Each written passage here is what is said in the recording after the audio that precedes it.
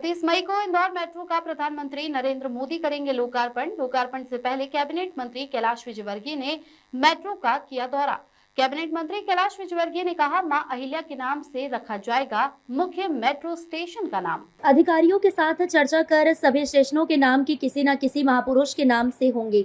शुरू के 7 दिन मेट्रो का सफर इंदौर वासियों के लिए रहेगा फ्री। अभी 6 किलोमीटर की मेट्रो की होगी शुरुआत। आने वाले 6 महीनों में रेडिसन तक का सफर तय कर सकेंगे यात्री। कैबिनेट मंत्री कैलाश विजयवर्गीय ने कहा कि इंदौर से उज्जैन तक मेट्रो का काम भी सिंहस्थ के पहले हो जाएगा कंप्लीट। सिंहस्थ में इंदौर से उज्जैन जा सकेंगे श्रद्धालु। देखिए, हमें बड़ी प्रसन्नता है कि देश के प्रधानमंत्री मेट्रो का उद्घाटन कर रहे हैं और मां साहब को समर्पित ये मेट्रो होगी। 31 तारीख को महिला सशक्तिकरण के लिए प्रधानमंत्री आ रहे हैं, तो हमने अभी निर्णय लिया है कि इस टर्मिनल का नाम मां अहिल्या टर्मिनल होगा। और आगे भी जो टर्मिनल के नाम होंगे अभी हम लोग अधिकारियों के साथ तय करके बता देंगे। सभी टर्मिनल जितने भी हैं उनके किसी महापुरुष के नाम से नाम होगा। और ये जो मुख्य टर्मिनल है इसका नाम मां अहिल्या टर्मिनल होगा। अभी 6 किलोमीटर की ट्रेन है, 7 दिन लोग फ्री में चढ़ेंगे और आने वाले लगभग 6 माह के अंदर ये रेडिसन तक चले जाएगी। हालांकि हमें अधिकारी 3 महीने का ही कह रहे हैं, हमारी तैयारी पूरी है, पर मैं 6 माह मानता हूँ हम रेडिसन तक चले जाएंगे। और उसके आगे भी हम चाहते हैं कि इंदौर शहर में कम से कम 60-70 किलोमीटर मेट्रो बने।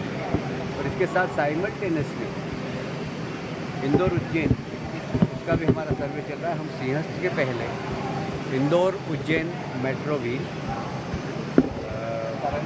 चलने लायक बना देंगे, जिससे कि लोग सिंहस्थ में इंदौर आएँ और यहाँ से मेट्रो का लुत्फ।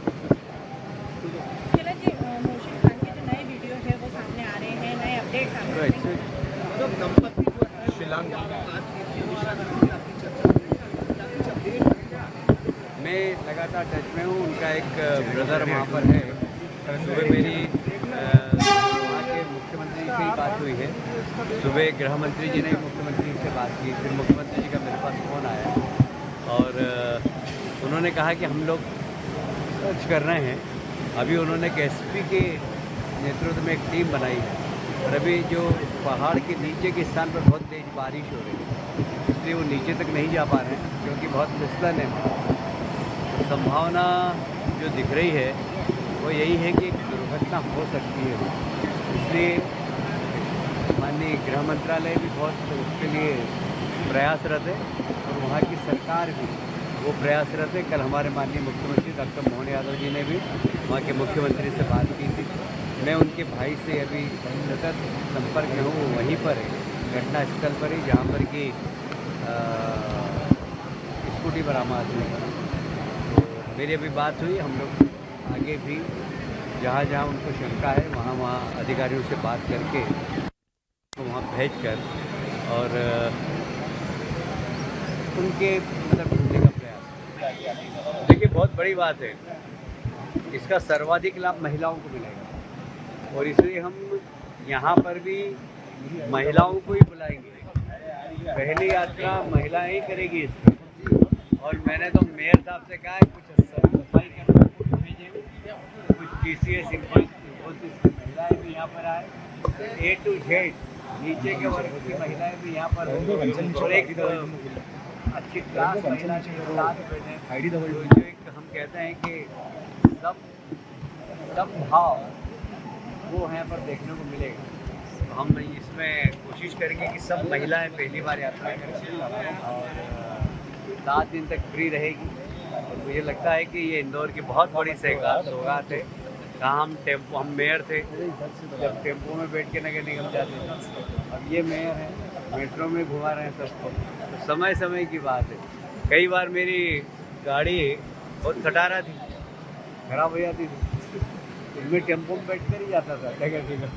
जब गाड़ी खराब हो जाती थी तो नगर निगम अनेक बार मैं मेयर होते हुए टेम्पो में गया। तो अब हम मेट्रो शहर की जनता को तोहफे के रूप में दे रहे हैं और किराया भी बहुत नाम मात्र है। प्रति स्टेशन 10 रुपये है, शुरुआत के 20 रुपये है, पूरे 5-6 किलोमीटर के 30 रुपये। बहुत किराया भी बहुत कम रखा है इसमें, और मुझे लगता है कि लोग इसका लाभ उठाएंगे और अभी शॉर्ट डिस्टेंस धीरे धीरे आगे बढ़ते सर एक जमीन 100%। यह विकसित भारत 2047 का पहला कदम है, पर 2047 तक हो सकता है ये कुछ फ्लाइंग टैक्सी भी चलने लगे। पर भी एफआईआर हुई है। हाँ, मुझे पता लगा अभी। अब उनके छोटे भाई के बारे में पहले भी बहुत सारे विषय हैं, इसलिए कोई पहला केस नहीं है। हाँ, क्या नाम है? कांग्रेस आरोप लगा मैं कमर के नीचे बात नहीं करता, बाकी वहाँ पर एक बालिका ने आत्महत्या भी की थी उन्हीं के भाई के नाम को लेकर। पर ठीक है, मैं किसी के निजी जीवन पे कभी भी आरोप नहीं लगाया था, और उनके छोटे भाई के बारे में अनेक पहले भी घटनाएं आई। कांग्रेस का कहना है कि ये जो कार्रवाई हुई है एफआईआर हुई है वो गलत है। आज मिले भी कमिश्नर ज्ञापन भी दिया। दबाव के चलते उनका आरोप है कि राजनीतिक दबाव के चलते नहीं, मेरी फरियादी से भी बात हुई है, और फरियादी ने कहा है उसके पास ओरिजिनल पेपर है, और उन्होंने अपनी 3 पीढ़ी के पेपर दिखाए। उसको होल्कर उन्होंने दी थी, होल्कर के बाद फिर उन्होंने जिसको दी उनके नाम की रजिस्ट्री वो सब बताए। जो फरियादी है उसके पास कागज मैंने देखे हैं और वो राइट।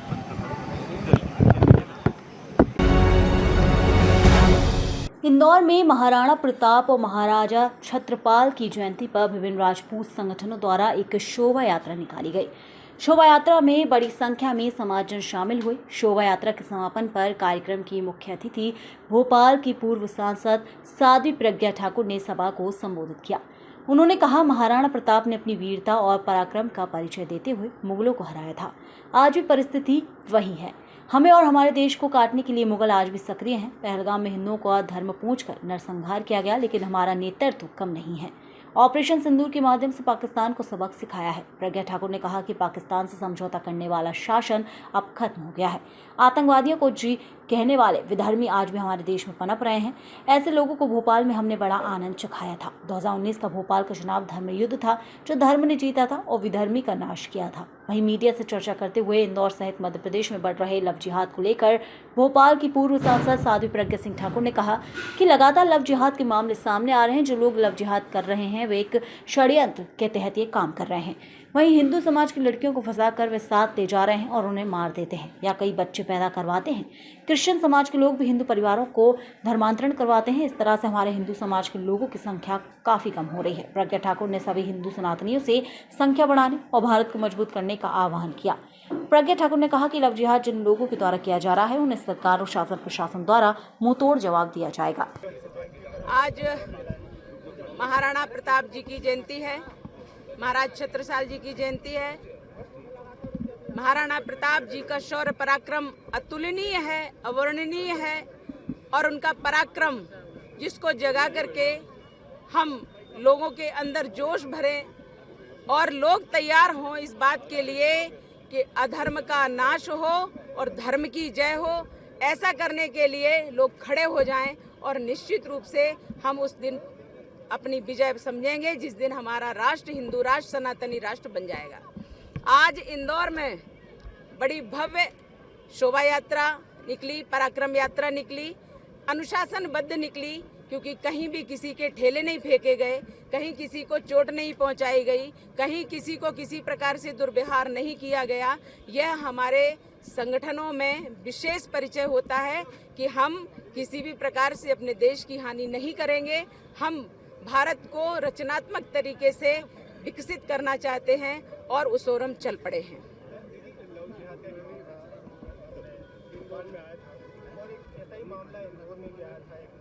इंदौर में भी कई मामले आए हैं लव जिहाद के, भोपाल में भी कई मामले आए हैं और लगातार आते रह रहे हैं। जो लोग ये लव जिहाद करते हैं वो अपनी एक षड्यंत्रकारी नीति के अंतर्गत करते हैं कि हिंदुओं की लड़कियां, हिंदू एक तो कम जनसंख्या पैदा कर रहा है, दूसरा हिंदुओं की लड़कियों को लव जिहाद में फंसा करके वो ले जाते हैं, या तो उन्हें मार देते हैं या अधिक जनसंख्या पैदा करते हैं उनके द्वारा। दूसरा, क्रिश्चियंस लोग जो हैं वो भी हिंदुओं की लड़कियों को और हिंदू परिवारों को मतांतरण करते हैं। इस प्रकार से हमारे हिंदुओं की संख्या कम हो रही है। मैं आज इस अवसर पर आप सभी हिंदू सनातनियों से आह्वान करती हूं कि अपनी संख्या बढ़ाएं और भारत को मजबूत करें। और ये जो लव जिहाद जिन लोगों के द्वारा षड्यंत्र पूर्वक चलाया जा रहा है, उनको मुंहतोड़ जवाब दिया जाएगा। हम हिंदू इस ओर आगे बढ़ चले हैं और निश्चित रूप से हमारा शासन प्रशासन इन बातों को समझ चुका है। तो इन देशद्रोहियों को, इन आतंकवादियों को और इन लव जिहादी आतंकवादियों को उनके अनुसार सटे शाठ्यम समाचरित की नीति के अंतर्गत जवाब दिया जाएगा। धार पुलिस अधीक्षक कप्तान को धार पुलिस अधीक्षक कार्यालय में मनावर प्रेस क्लब द्वारा एसपी मनोज सिंह को पदोन्नति पर पुलिस महानिरीक्षक पद पर काबिज होने पर प्रेस क्लब अध्यक्ष अनिल जैन, देवेंद्र जैन, अशोक जैन, जयप्रकाश सैन, दिलीप तंवर ने सम्मान पत्र देकर सम्मानित किया। धार जिला पुलिस अधीक्षक कप्तान द्वारा सपा के पद पर रहते हुए जिले के सुदूर अंचलों में निवास करने वाले ग्रामीण सिकलीगर समाज के साथ साथ आपराधिक गतिविधियों में शामिल लोगों से चर्चा कर अपराध से दूर रहने एवं समाज उत्थान में अपनी भागीदारी सुनिश्चित करने को लेकर पुलिस अधीक्षक द्वारा प्रशासन गांव की ओर को लेकर खाटला बैठक का आयोजन कर उन्हें मुख्य धारा से जुड़ने के लिए प्रेरित किया, जिसके कारण आज धार जिले में काफी सफलता मिली। खाटला बैठक का आयोजन पुलिस अधीक्षक मनोज सिंह ने गंदवानी तहसील के ठांडा थाना क्षेत्र के भूतिया गांव, जो अपराधी के नाम से काफी बदनाम हो चुका था, एवं इस गांव में पुलिस को जाने एवं कार्यवाही करने में काफी मुश्किलों का सामना करना पड़ता था, लेकिन अपनी दृढ़ इच्छा शक्ति के द्वारा गांव में जाकर खाटला बैठक का आयोजन कर गांव वालों को एकत्रित कर अपराध नहीं करने को लेकर समझाइश दी गई, जिसके कारण इस क्षेत्र में काफी अंकुश लगा एवं अपराधियों में इसका काफी असर भी पड़ा। सिकलीगर समाज को मुख्य धारा में लाने का प्रयास पुलिस अधीक्षक द्वारा सामुदायिक पुलिसिंग के तहत थाना गंदवानी के ग्राम बेरिया मनावर के सिंघाना में खटला बैठक आयोजित चिकली घर समाज के लोगों को अवैध फायर आर्म्स निर्माण एवं तस्करी नहीं करने का संकल्प दिलाया गया, जिसके परिणाम स्वरूप आज काफी सुधार भी हुआ। धार जिले में क्राइम पर अंकुश पुलिस अधीक्षक मनोज सिंह जब से धार पदस्थ हुए तब से लगाकर आज तक अवैध गतिविधियों पर पूर्ण रूप से अंकुश लगाया गया। क्राइम के क्षेत्र में समय पर विभाग के अधिकारियों के साथ संवाद कर नियंत्रण किया, जिससे क्राइम में काफी हद तक सुधार हुआ। देर रात बिजली कटौती पर जताई ऊर्जा मंत्री ने नाराजगी, आदित्यपुरम में भी देखी गई व्यवस्थाएं। देर रात बिजली कटौती की शिकायत पर ऊर्जा मंत्री प्रद्युम्न सिंह तोमर विद्युत उपकेंद्र, ट्रांसफार्मर एवं क्षेत्र के निरीक्षण के लिए निकले। इस दौरान लापरवाही सामने आने पर उन्होंने एक सहायक यंत्री और एक उपयंत्री को तत्काल प्रभाव से निलंबित करने के निर्देश विद्युत वितरण कंपनी के वरिष्ठ अधिकारियों को दिए। सभी सम्मानित साथियों, आप सभी को सादर प्रणाम। आज आपका ये सेवक फूलबाग जोन गया, ट्रांसपोर्ट नगर जोन में गया, सिकंदर कंपू गया और आम नागरिकों से भी चर्चा की और इन सभी स्टेशनों का निरीक्षण भी किया। और अभी तानसेन रोड पर 4-5 घंटे से लाइट नहीं थी। उस क्षेत्र के संबंधित जेई चतुर्वेदी को तत्काल सस्पेंड कर अटैच करने के आदेश दिए गए हैं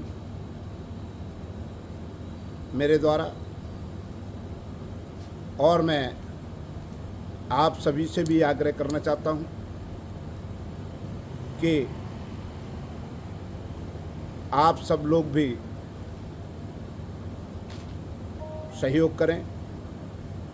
जिन जगहों पे आपके लोड से और रीडिंग से कोई अंतर नहीं है, अगर आपका लोड अब ज़्यादा घर में लग रहा है तो लोड की क्षमता वृद्धि कराएं, जिससे आपके जो संबंधित जिस ट्रांसफार्मर से विद्युत कनेक्शन दिया गया है उसकी क्षमता वृद्धि की जा सके, जिससे आप अकारण परेशान ना हों। हमारे प्रदेश के यशस्वी मुख्यमंत्री माननीय डॉक्टर मोहन यादव जी की स्पष्ट मंशा है कि आमजन को विद्युत परेशानी ना हो और ये सेवक निरंतर आपके जो समस्याएं ना आए उसके लिए निरीक्षण, औचक निरीक्षण जारी रखेगा। आप सभी को पुनः प्रणाम। इंदौर क्राइम ब्रांच एनएच के डीसीपी राजेश त्रिपाठी के ड्राइवर द्वारा निजी हॉस्पिटल के कंपाउंडर से मारपीट और जान से मारने की धमकी देने वाले ड्राइवर पर कार्रवाई करते हुए लाइन अटैच कर दिया गया है, जिसका वीडियो सोशल मीडिया पर जमकर वायरल हो रहा है। दरअसल पूरा मामला इंदौर के एरोड्रम थाना क्षेत्र के संगम नगर के निजी हॉस्पिटल का है, जहां DCP crime branch Rajesh Tripathi के ड्राइवर द्वारा अपनी वर्दी का रूप झाड़ते हुए निजी हॉस्पिटल के कंपाउंडर द्वारा हॉस्पिटल की पर्ची के पैसे मांगने पर पुलिसकर्मी ओमकार द्वारा पहले तो मारपीट की गई, उसके बाद कंपाउंडर को जान से मारने की धमकी दे डाली। वहीं डीसीपी राजेश त्रिपाठी द्वारा कार्रवाई करते हुए पुलिसकर्मी ओमकार को लाइन अटैच करने की कार्यवाही की है। बहरहाल देखने वाली बात यह है कि पुलिस द्वारा पैसे लेते समय तो कोई विवाद नहीं होता है, मगर जब पैसे देने की बारी आती है तो मारपीट और जान से मारने की धमकी भी पुलिस द्वारा दे दी जाती है। सर, एक वीडियो वायरल हुआ था जिसमें डिस्प्यूट आपके ड्राइवर, इसमें एक ड्राइवर जो है, जो डीसीपी सर का ड्राइवर है, उसके द्वारा एक वीडियो वायरल हुआ था जिसमें ये अमर्यादित व्यवहार कर रहा था। तो इस पर से डीसीपी क्राइम ब्रांच सर के द्वारा, राजेश त्रिपाठी सर के द्वारा संज्ञान लेते हुए उसको अभी फिलहाल अनुशासनात्मक कार्रवाई करते हुए उसको लाइन अटैच कर दिया गया है और उसकी जांच बढ़ा दी है। ये कहाँ का वीडियो है सर? कहाँ पर? ये किसी हॉस्पिटल का वीडियो है जहाँ पर केंद्र के द्वारा उग्र होकर कुछ ऐसी बातें कही गई है जो कि शासकीय सेवक होने के नाते अमर्यादित है। तो इस पर DCP crime branch Rajesh Tripathi sir के द्वारा संज्ञान लेते हुए तुरंत ही उसको लाइन अटैच कर दिया गया, उसकी जाँच बढ़ा दी गई है। सर, शिलांग में क्या अपडेट है?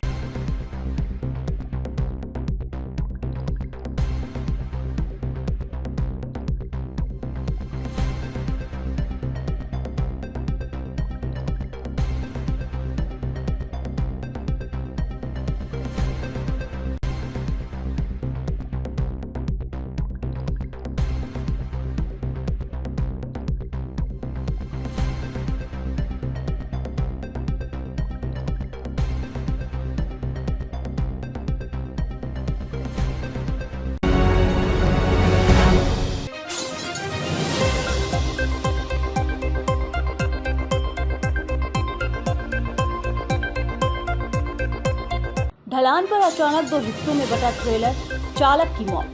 गड्ढे में गिरे अगले हिस्से में भड़की आग, चालक की जिंदा जलकर हुई मौत। म्योरपुर थाना क्षेत्र के रेणुकूट बीजपुर मार्ग अंबिकापुर वाराणसी मार्ग पर हादसा हुआ। देर रात तक अफरा तफरी मची रही, वहीं घंटे भर से अधिक समय तक लगा रहा जाम। फायर ब्रिगेड दस्ते ने पाया आग पर काबू, ट्रेलर की बॉडी कटवा कर निकाला चालक का शव।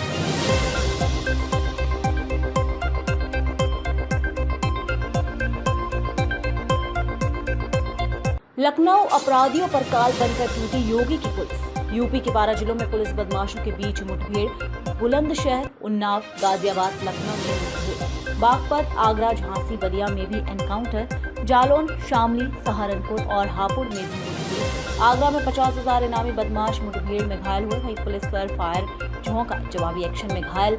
हापुड़ में लुटेरों को पुलिस ने एनकाउंटर में दबोचा, एक बदमाश घायल, 3 अन्य बदमाश भी पकड़े गए। उन्नाव में फायरिंग का आरोपी संजय मुठभेड़ में घायल। बलिया में बदमाशों से दूसरी मुठभेड़ हुई, दोनों बदमाश अलग अलग गोलीकांड में शामिल थे। पुलिस की जवाबी फायरिंग में दोनों को ही गोली लगी। शामली में मुठभेड़ में 25,000 इनामी गोकेश घायल।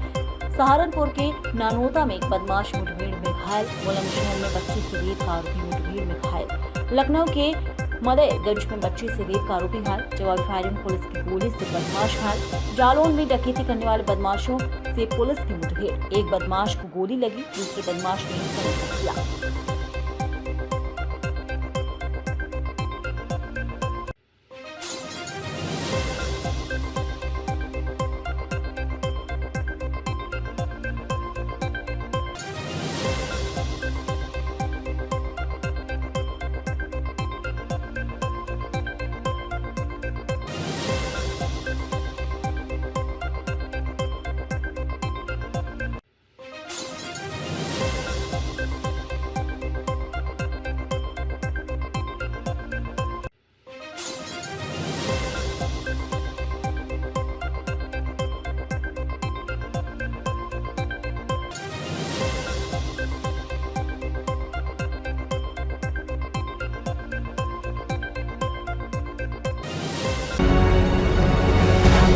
अयोध्या के रामपथ, धर्मपथ और 14 कोसी पंचकोशी परिक्रमा मार्ग पर अंडा और मांस की दुकानों को प्रतिबंधित कर दिया गया है। इसके लिए बकायदा उन दुकानदारों को 7 दिन का समय दिया गया है जिनके दुकान यहां पर है। आपको बताते चले, मुख्यमंत्री योगी आदित्यनाथ से जनता दरबार के दौरान श्री राम की जन्मस्थली अयोध्या के धर्मपथ, रामपथ, 14 कोसी पंचकोसी परिक्रमा मार्ग में अंडा और मांस की दुकानों को हटाए जाने की मांग की गई थी। इसके लिए शिकायती पत्र सौंपा गया था। इसके बाद सरकार ने जिला प्रशासन को आदेश दिया कि वे इन चारों स्थानों पर अंडा और मांस की दुकानों को हटाया जाए। खाद्य विभाग की टीम ने मौके पर जाकर इन दुकानों को हटाने का कार्य किया है और जिनके पास सामान भरे हुए हैं उनको 7 दिन का समय दिया गया है कि वे 7 दिन में अपनी दुकानों को बंद करके कहीं और चले जाएं। अगर ऐसा नहीं होता है तो उनके खिलाफ खाद्य विभाग अयोध्या नगर निगम कार्यवाही करेगा। देखिए, माननीय मुख्यमंत्री जी का ऊपर से एक आदेश आया हुआ है जिसमें कोई शिकायत माननीय मुख्यमंत्री जी का जो जनता दरबार लगता है उसमें एक शिकायत हुई है कि रामपथ, धर्मपथ, भक्तिपथ और 14 कोसी परिक्रमाओं पर जो है मीट और मीट की दुकानें जो है अंडा ये सब न बेचे जाए। उसी के क्रम में जो है एक टीम गठित की गई थी जो हमारा विभाग और ये नगर निगम का इन्फोर्समेंट विभाग और पुलिस प्रशासन की मदद से जो भी दुकानें हैं उनको आज के दिन में जो है लगभग बंद कराया गया है और उनको हिदायत दी गई है कि 14 कोसी, पंचकोसी, रामपथ, धर्मपथ और भक्तिपथ पर कोई भी जो है मीट की दुकानें अब संचालित नहीं होंगी। उनको 7 दिन का टाइम दिया गया कि 7 दिन के अंदर यहाँ से वो जो अपना खाली करा लें। उसी के क्रम में ये अभियान चलाया जा रहा है। यदि 7 दिन में नहीं खाली हो तो क्या कार्रवाई रहेगी? 7 दिन के अंदर उनको यहाँ से जो है उनका पूरा इन्फोर्समेंट विभाग, प्रवर्तन जल जो नगर निगम का है, सब सामान इनका हटवा लेगा। वो इनको 7 दिन के अंदर में जो है बंद करना ही करना है जो है, क्योंकि अभी इनके सामान अंदर है इसलिए इनको छोड़ा जा रहा है। 7 दिन के बाद कोई भी रामपथ पर ऐसी दुकानें दिखेंगी नहीं। अभी तक कितने दुकानों को लगभग टोटल जो है हम लोगों ने कम से कम 15 से 20 दुकानों का निरीक्षण किया है और 2-4 दुकानों को हिदायत दे दी गई है। बाकी और लोगों को भी बताया गया जो छोटे अंडे और व्यवसायी हैं वो कभी भी इस पे जो है संचालित न करें, इससे हट करके वो कहीं भी काम कर सकते हैं।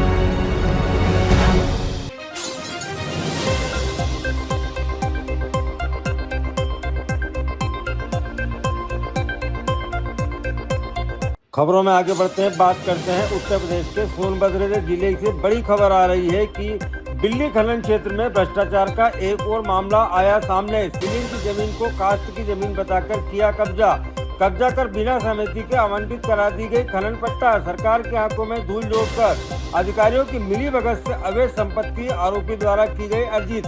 जांच होने पर MM-11 का बड़ा खेल हो सकता है उजागर। मानक में के विपरीत खनन पट्टा धारक द्वारा किया जा चुका है खनन।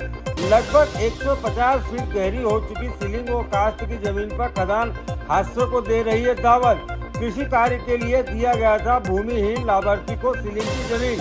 सीलिंग की जमीन पर मेसर मां कामाख्या स्टोन वर्कर्स एवं measure Sai Baba stone worker को हुए खनन पट्टे को दिया गया ज्ञापन। SDM को चंदा कुमारी स्वर्गीय भेरो निवासी बिल्ली मारकुंडी तहसील ओबरा जनपद सोनभद्र द्वारा दिया गया SDM ओबरा को ज्ञापन।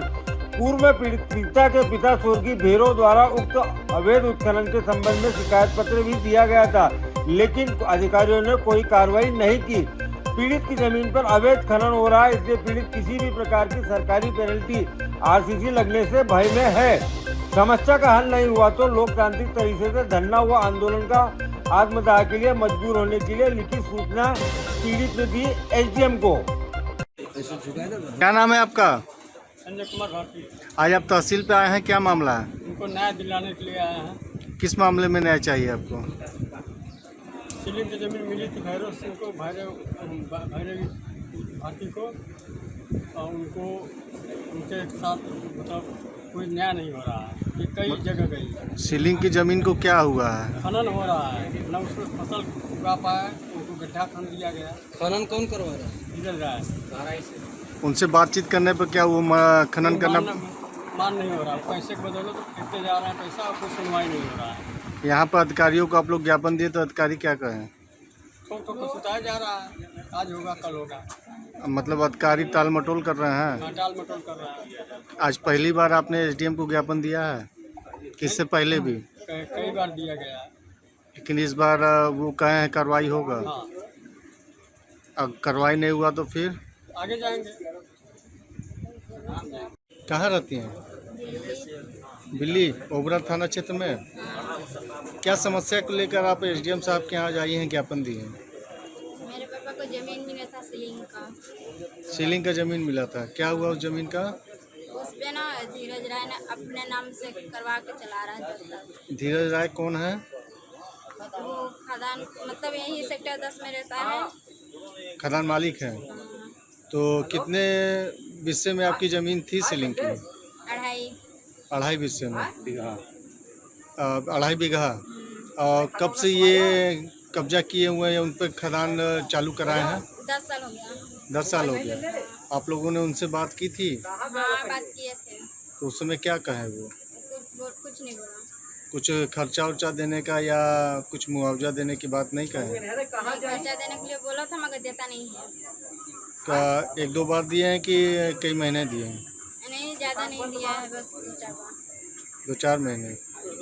तो फिर क्या कहते हैं वो? फिर उसके बाद कुछ बोलता नहीं करता, फोन करते हैं तो उठाता भी। फिर कुछ नहीं कहते हैं। नहीं। तो आपकी मांग क्या है? हम लोग का मांग वही है, हम लोग को चाहिए हम लोग का हिस्सा चाहिए आपको। और बाकी जो खदान है उनपे कई लोगों की भी तो ज़मीन होगी, तो वो लोग क्या आपत्ति किए हैं? नहीं, वो लोग का तो हमें नहीं, हम बस हम अपना वाला है। अच्छा, तहसील में आप लोग कितनी बार शिकायत कर चुकी हैं? 2 बार। 2 बार। किस किस माध्यम से? यही। एक बार रजिस्ट्री भी की है क्या? हाँ। अब अभी ज्ञापन के देने पर एसडीएम साहब क्या कहें? बोले हैं करने के लिए। तो क्या आपको उम्मीद लगता है कि कार्रवाई हो जाएगी इस बार? हो जाना चाहिए।